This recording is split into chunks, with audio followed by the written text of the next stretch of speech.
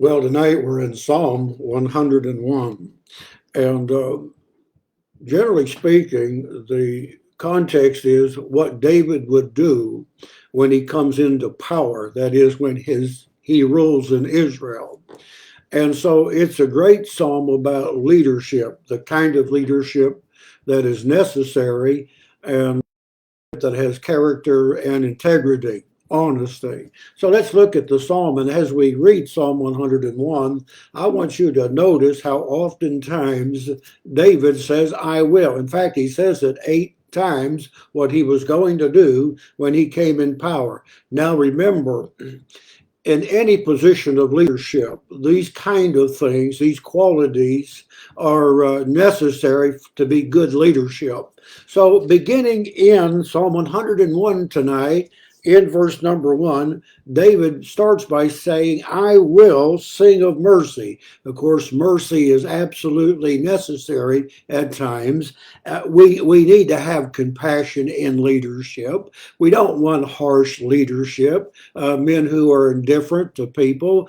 Jesus, one thing about his leadership is he had compassion. And notice this, and judgment, that is righteousness. Now, you have to remember that in ancient times, the kings had absolute power and they were judges. And what David is saying, he's going to be merciful when it was needed and also to judge righteously. And then in verse number 2, he says, and the third time about I will behave myself wisely. I will conduct myself. Now, let me just hesitate for just a moment. David is saying, I am determined to reign or rule righteously and with mercy. And I am also determined that I will live a righteous and godly life. And so he says, I will behave or conduct myself wisely in a complete way. And that's interesting, isn't it? Not just in public, but also in private. Not just when everybody can see him. Not when it's just photo ops. But he will live his life righteously, both in the palace and let's just say in the home. Now. Oh, when wilt thou come unto me? I will walk in my house, and that's what we just already said, with a complete heart. In verse number 3, I will set no wicked thing before mine eyes. Now, we could say a whole lot about that, especially today, that one determines or chooses what he's going to set before his eyes. Now, a lot of those ancient kings and those palaces would have a lot of wicked things going on. All you have to do is read a little bit about Herod's palace to know that was true.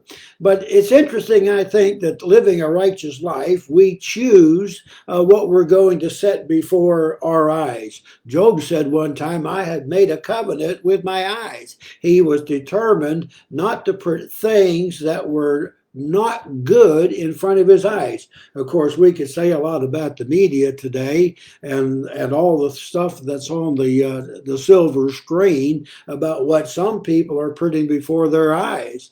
And it's interesting, I think, and I guess we ought to emphasize it somewhat, that there are some things that are not good to set before our eyes, and it certainly isn't a righteous thing. But David was determined, I will not set, you see, wicked things, evil things before my eyes. And that's a challenging thing today, I think. Now notice again, he says, I hate the work of them that turn aside, I will not cleave to me. Now, what David is saying, and again, there's a lot of application to this, David is saying, I'm going to keep my distance and separate myself from wicked people. And the Bible teaches that we ought to abstain from every form of evil. Evil companionship corrupts good morals, as Paul told the church at Corinth. And there's some folks we just ought to stay away from. I've said to a lot of young people, one bad night on the town could ruin your life. And usually it's because you're with the wrong kind of people. And so David is saying, when I get in office, when I'm ruling, I'm going to keep myself away from corrupt and evil people, people who are dishonest and people who lie and people who cheat. I'm going to have the right kind of people that surround me. And boy, that's important, isn't it? I'm just trying to tell you that sometimes you pick the wrong people to be around. That's going to cause some real trouble in your life. Now, he says in verse number 4, a froward, King James, he's talking about a perverse mind or a perverse heart, people who are twisted and again who lie and deceit, and usually the reason is to advance themselves. And so David says, I don't want those kind of people in my cabinet, in my government. I'm going to keep those kind of people out. Wouldn't that be challenging today in government, right? And so he says, a perverse people shall depart from me, and I will not know a wicked person. And so he's not going to have those kind of people surrounding him. And that'd be good advice for all of us, wouldn't it? Now, in verse number 5, now here's again what happens here. You get the wrong kind of people around. Notice what they do. They will secretly slander his neighbor. And that's such a wicked thing, that for a person to slander his neighbor. And again, it's so he can climb up the ladder and get ahead. There are people like that. They'll lie and cheat, and they'll make false accusations in order so they can just step over you. David says, I don't want those kind of people surrounding me or in my government. Now, he goes on to say, not only those kind of people, but those that have a high look. And that is what David is saying. He doesn't want people who are proud and arrogant, who feel that they're better than other people, who feel they're superior, who look down. So what David is saying, as you can see, when he says, I am determined to rule righteously, I'm going to make sure I get the right kind of people around me so they don't influence me, and that they're the wrong kind of people that we don't want. Now, you all know that you need competent people, but you also need good people in leadership, and you need to surround yourself with good people. Now, in verse number 6, David says, my eyes shall look upon the faithful of the land. Now, notice here in the first place, he says, I'm going to make sure I set my eyes on good things and not evil things. And now he says, my eyes shall be unto the faithful of the land. Look at that.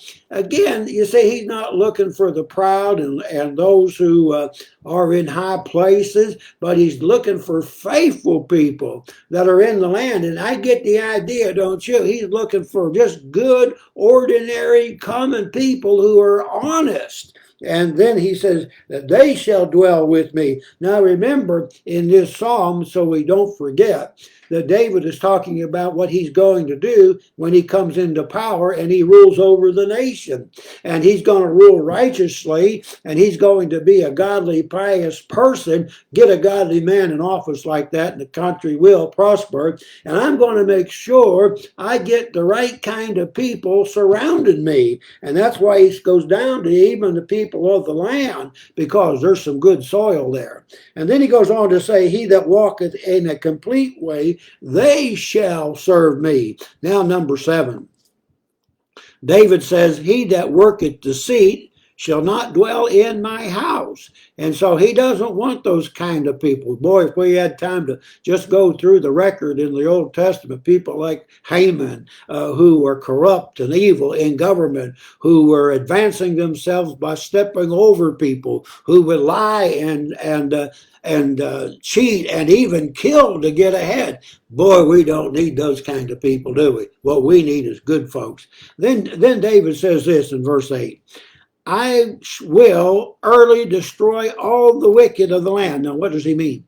David says, when I come into power, I'm going to oppose corrupt, evil things. He's going to stand up against evil things. And boy, that's needed today, because you see everything's so political, and we're just wondering what's politically correct anymore. And so a lot of times you see people in power care not about the morality of the nation, which is really the root and the strength of the nation. And what David is saying here, when I come into power, I'm going to oppose all that which is corrupt. I'm going to oppose all that which is evil, and I will cut off the wicked from the city of the Lord. He wants the city, the nation, and the government to be a righteous government. So David talks about what he will do when he comes into power. I will sing of mercy and judgment.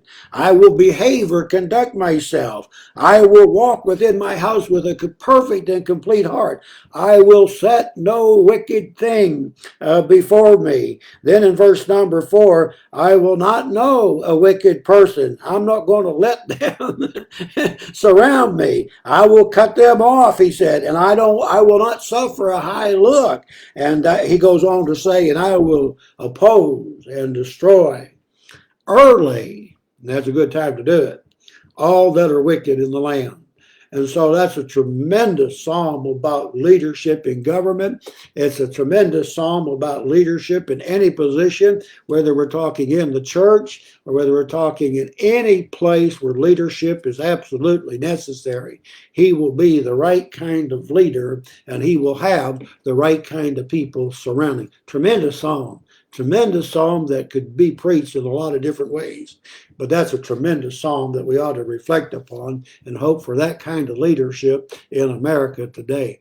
So we'll be continuing our study. We'll be in Psalm, one of the great, great Psalms. In fact, it's one of my favorite Psalms in the entire book of Psalms, Psalm 103, tomorrow. So make sure you're with us.